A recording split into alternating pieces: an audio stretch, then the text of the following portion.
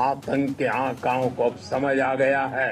भारत की ओर नजर उठाने का एक ही अंजाम होगा, तबाही।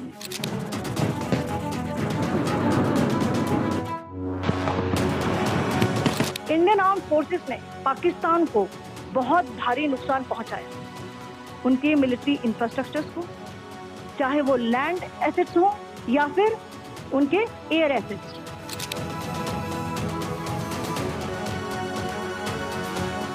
हमारी लड़ाई आतंकवाद और आतंकवादियों के खिलाफ थी, इसलिए 7 मई को हमने केवल आतंकवादी ठिकानों पर ही हमला किया था।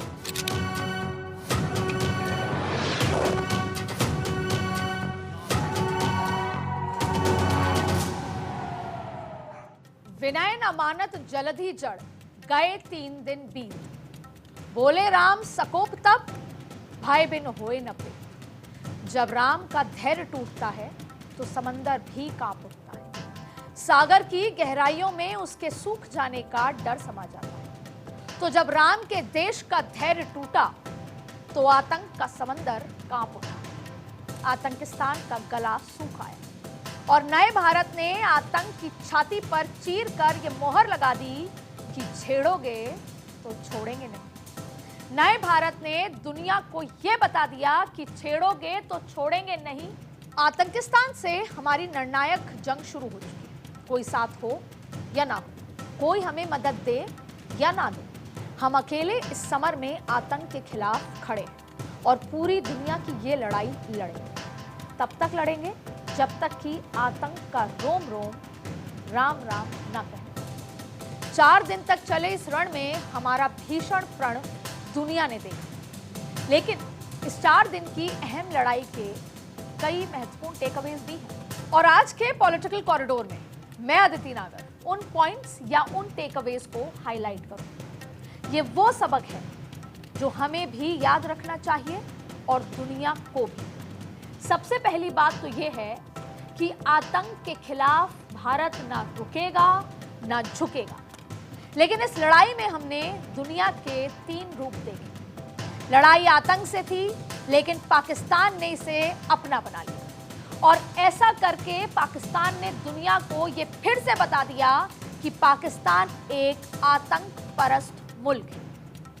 आतंक के खिलाफ इस जंग में चीन, तुर्की और अजरबैजान जैसे देश खुलकर पाकिस्तान के साथ थे, जिससे ये साफ हो गया कि दुनिया का एक हिस्सा ऐसा भी है जो आतंक परस्त मुल्क की सरपरस्ती कर रहा है। लेकिन तीसरा और सबसे खौफनाक चेहरा उन देशों का दिखा जो आतंक के खिलाफ खड़े होने में हिचकिचा रहे। भारत का साथ देने के लिए ना तो अमेरिका खुलकर सामने आया, ना ब्रिटेन, ना जर्मनी और ना ही इटली समेत यूरोप का कोई बड़ा देश। पहलगाम हमले के बाद हमने सांत्वना देने वालों की कोई कमी नहीं थी। कई देशों से फोन आए, कई देशों ने सांत्वना दी, लेकिन जब हमने आतंक के खिलाफ लड़ाई छेड़ी तो कोई देश उसका भागीदार बनने को तैयार नहीं दिखा। बेशक दुनिया आज भारत और पाकिस्तान की सैन्य ताकत की बात कर रही है, बेशक हारकर भी पाकिस्तान जीत का झूठा दावा कर रहा है, लेकिन हमने उन्हें कहां मारा है, कितना मारा है, ये हम भी जानते हैं और पाकिस्तान भी, पाकिस्तान के सरपरस्त मुल्कों को भी पता है। और जहां तक बात सैन्य ताकत की है तो मैं सिर्फ इतना ही कहूंगी, पाकिस्तान दोबारा मत उलझ, वरना दुनिया नक्शे में तुम्हें ढूंढती रह जाएगी। इसीलिए मैं इस बेकार के तर्क वितर्क में उलझे बगैर आज के पॉलिटिकल कॉरिडोर में 4 दिन के संघर्ष को जिस तरीके से दुनिया के पहलू के लिहाज से हम समझेंगे, वो पहलू मैं आज आपके सामने रखूंगा, जो रणनीतिक और राजनीतिक दोनों लिहाज से जरूरी है। जहां तक बात पाकिस्तान की है तो मैं प्रधानमंत्री नरेंद्र मोदी की कही बातों के साथ ही आपको छोड़ जाऊं, क्योंकि मेरे लिए यह आतंक के खिलाफ लड़ाई में हमारे सिलेबस का बस उतना ही जरूरी चैप्टर है। भारत का मत एकदम स्पष्ट है। टेरर और टॉक एक साथ नहीं हो सकते। टेरर और ट्रेड एक साथ नहीं चल सकते और पानी और खून भी एक साथ नहीं बह सकता।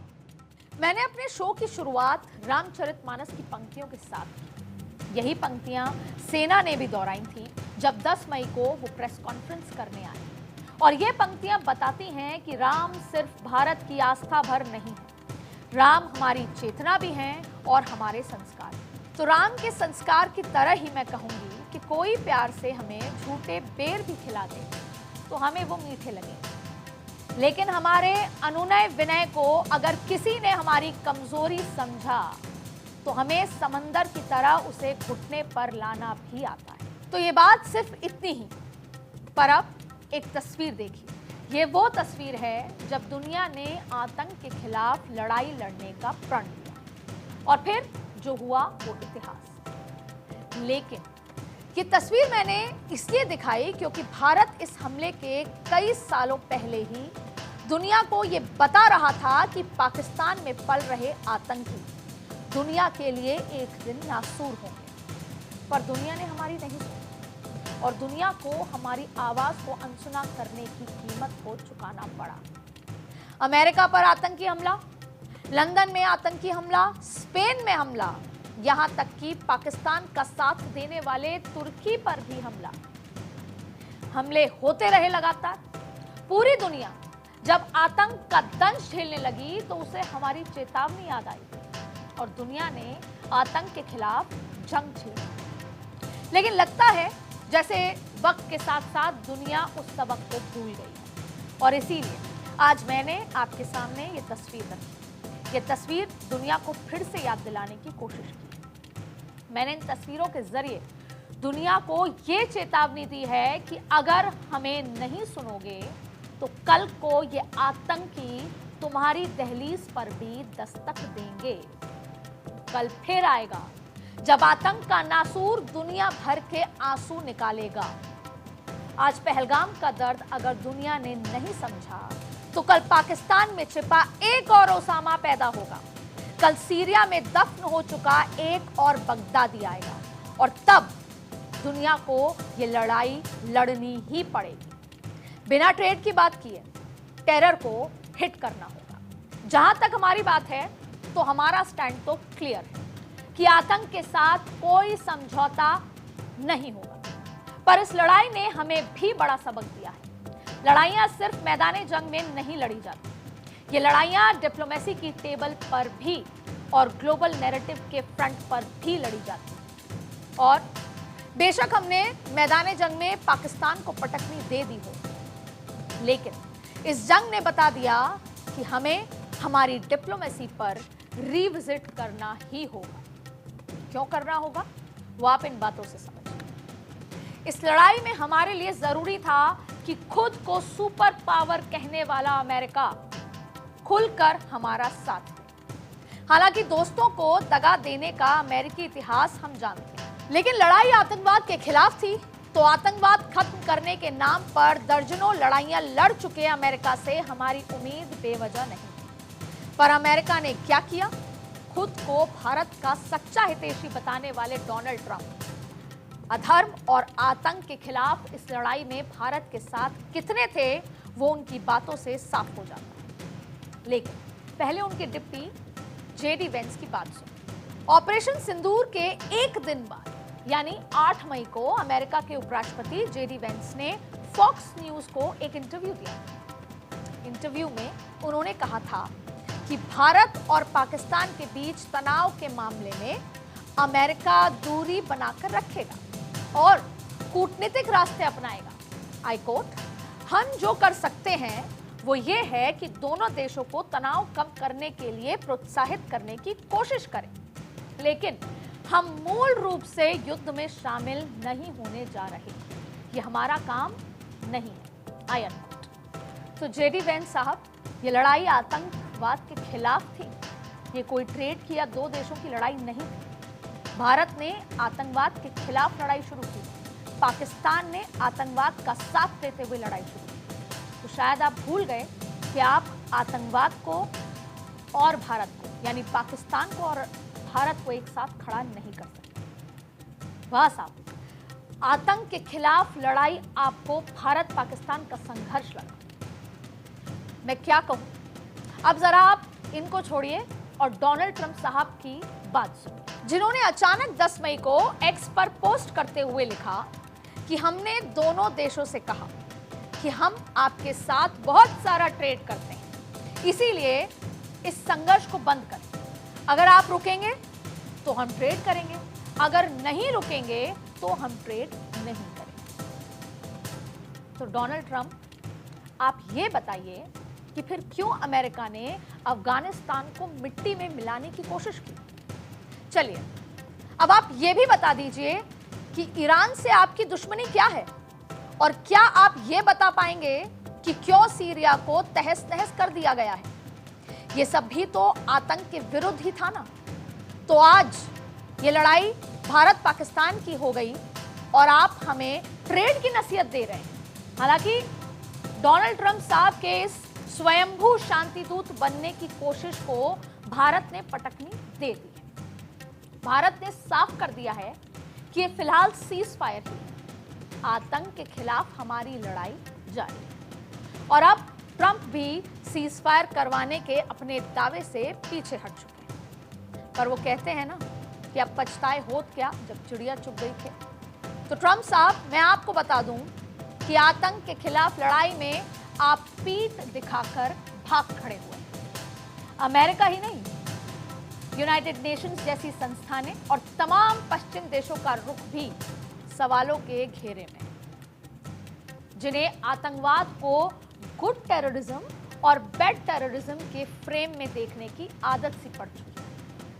अगर दुनिया के नक्शे पर आतंक के खिलाफ इस जंग की तस्वीरें उकेरी जाएं, तो तस्वीर कुछ इस तरह होगी, ध्यान से समझिएगा, जिसमें पाकिस्तान आतंक के अड्डे की तरह दिखाई देगा, तो वहीं उसके साथ चीन, तुर्की और अजरबैजान खड़े नजर आएंगे। और दूसरी तरफ भारत है, जिसके साथ थोड़ा बहुत रूस और इजराइल नजर आएंगे।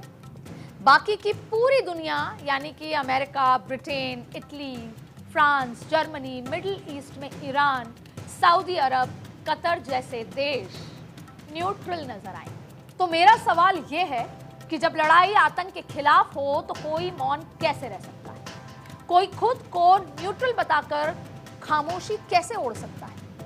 क्यों आतंक के खिलाफ इस जंग को दुनिया ने भारत पाकिस्तान की नजर से देखा? क्यों नहीं मुस्लिम वर्ल्ड ने पाकिस्तान पर आतंक के अड्डे ध्वस्त करने का दबाव बनाया? क्यों नहीं यूनाइटेड नेशंस ने कहा कि पाकिस्तान अपने यहाँ छिपे आतंकियों को खुद ही मौत की सजा देगा?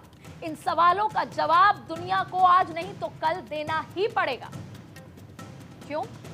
क्योंकि ये सिर्फ सवाल नहीं है, ये आतंक के खिलाफ लड़ाई को कमजोर करने वाले हथियार बन चुके हैं। और अगर ये लड़ाई भारत हारा तो यकीन मानिए पूरी दुनिया इसकी कीमत चुकाएगी। तो इस सवाल का जवाब दुनिया को देना ही पड़ेगा कि क्यों आतंकियों ने नमाजे जनाजे में एक सर्टिफाइड आतंकी की अनदेखी कर दी। वो अब्दुल रऊफ, जिसे अमेरिका ने आतंकी घोषित कर रखा है, उसे यहां देखकर भी दुनिया को यह लड़ाई आतंक के खिलाफ नहीं लगी, पाकिस्तान के खिलाफ नहीं लगी। और क्यों ये तस्वीरें देखने के बाद भी आईएमएफ ने पाकिस्तान को फंड जारी कर दिया? भारत की स्ट्राइक आतंक के अड्डों पर थी और इस स्ट्राइक के बाद मसूद अजहर ने खुद बयान जारी किया और बयान के साथ ये बताया कि उसके परिवार के 10 लोग मारे गए हैं। लेकिन जैश ए मोहम्मद के चीफ के इस कबूलनामे पर भी दुनिया के कान क्यों खड़े नहीं हुए? इन तस्वीरों से जाहिर हो गया कि पाकिस्तान आतंकियों को पाल रहा है। ये बात आतंकी ही नहीं, पाकिस्तान की सेना भी खुद कबूल रही है। लेकिन अमेरिका को, उसकी पालतू संस्थानों को कुछ नहीं दिख रहा। पाकिस्तानी सेना के प्रवक्ता DGISPR मेजर जनरल अहमद शरीफ चौधरी ने भी सार्वजनिक रूप से कहा कि पाक आर्मी में जिहाद की भावना है और इसमें गहरा यकीन रखते हैं। उन्होंने ये भी कहा कि पाकिस्तान आर्मी की लड़ाई गैर मुस्लिम के खिलाफ है। पाकिस्तान की जो फौज है उसके अंदर जो इस्लाम है, it is part not personally of our beliefs of each one of us. It is part of our training. It is part of our faith. Iman, taqwa, jihad fi sabilillah. That's what drives us. That's our motto. वैसे एक दिलचस्प बात आपको शरीफ चौधरी के बारे में भी बताते हैं कि उनके पिता सुल्तान बशीरुद्दीन महमूद भी एक कुख्यात आतंकी था, जिसे यूनाइटेड नेशंस ने ग्लोबल टेररिस्ट घोषित किया था। बशीरुद्दीन महमूद ने 1999 में एक इस्लामिक संगठन बनाया जिसका नाम उम्मा तमीर-ए-नौ यानी UTN रखा गया। बशीरुद्दीन का उसामा बिन लादेन से भी कनेक्शन सामने आया, लेकिन उनका बेटा आज पाकिस्तान की सेना में मेजर जनरल है और खुलेआम जिहाद की धमकी दे रहा है। और अमेरिका को या दुनिया के किसी अन्य देश को इससे ज्यादा और कौन से सबूत चाहिए थे? लेकिन हुआ क्या? आतंक के खिलाफ जारी लड़ाई के बीच ही IMF ने पाकिस्तान को $1.2 बिलियन का लोन दे दिया। कहा गया कि पाकिस्तान ने आर्थिक प्रबंधन को लेकर अच्छा काम किया। अब कोई मूर्ख भी बता सकता है कि पाकिस्तान इस फंड का क्या करेगा। जाहिर है इसका इस्तेमाल भारत के खिलाफ ही होना था। इधर पाकिस्तान को लोन मिला, उधर पाकिस्तान ने आतंकियों को पैसे बांटने शुरू कर दिए। सबसे पहले तो मसूद अजहर को 18 करोड़ रुपए देने का ऐलान किया गया। फिर ऑपरेशन सिंदूर में मारे गए हर आतंकी के परिजनों को 1-1 करोड़ रुपए देने की घोषणा की गई। IMF जानता था कि उसके पैसों का पाकिस्तान यही इस्तेमाल करेगा, लेकिन फिर भी पाकिस्तान को पैसे मिले। और याद रखिएगा कि IMF में अमेरिका की वोटिंग पावर ही सबसे ज्यादा है। अमेरिका के पास IMF में 16.49% की वोटिंग शेयर है और भारत के पास महज 2.6%। अब IMF के नियमों के मुताबिक कोई देश किसी प्रस्ताव के खिलाफ वोट नहीं कर सकता। या तो वो पक्ष में वोटिंग कर सकता है या फिर गैर हाजिर रह सकता है। यानी आप आसानी से समझ सकते हैं कि पाकिस्तान को ये लोन क्यों और किसकी वजह से मिला। वैसे भी 1958 से लेकर अब तक पाकिस्तान को 25 बार IMF का बेल आउट पैकेज मिल चुका है, लेकिन इसके बावजूद, जबकि इस दौरान ना तो वहां कोई सुधार देखने को मिला और ना ही प्रशासन में बदलाव, हाँ वहां आतंकी ढांचे जरूर फलते फूलते रहे। अब सवाल यह है कि क्या आतंकवाद से ये लड़ाई अकेले भारत को ही लड़नी है?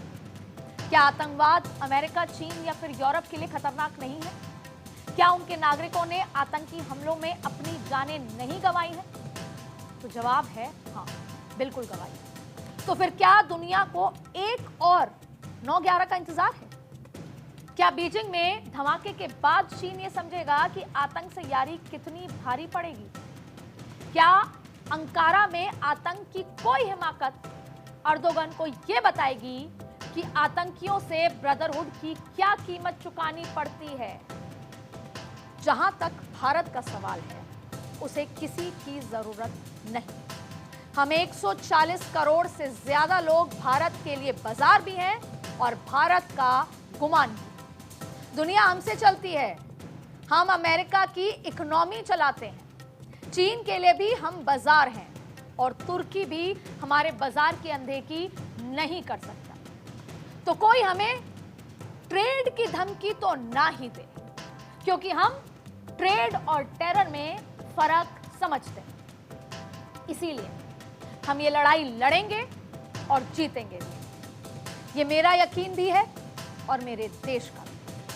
यहां बेशक डिप्लोमेसी की टेबल पर हमें आज ये सोचने की जरूरत है कि क्योंकि हम अकेले रह गए, क्या दुनिया में हमें सिर्फ बाजार की नजर से ही देख रही है?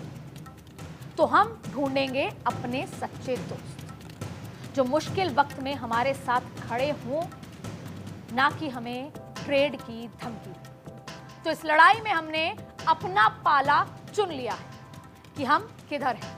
बारी अब दुनिया की, क्योंकि जब लड़ाई धर्म और अधर्म की हो, जब लड़ाई इंसानियत को बचाने की हो, तो कोई मौन कैसे रह सकता है, क्योंकि हम जानते हैं कि ये लड़ाई रुकने वाली नहीं। वो हमला करेंगे, आज पहलगाम तो कल शायद न्यूयॉर्क, वॉशिंगटन या फिर शायद लंदन। तो चुनना दुनिया को, क्योंकि जब बात आतंक की हो तो there is nothing like good और bad terrorism, there is only terrorism who bleeds whole humanity. आज के पॉलिटिकल कॉरिडोर में बस इतना ही।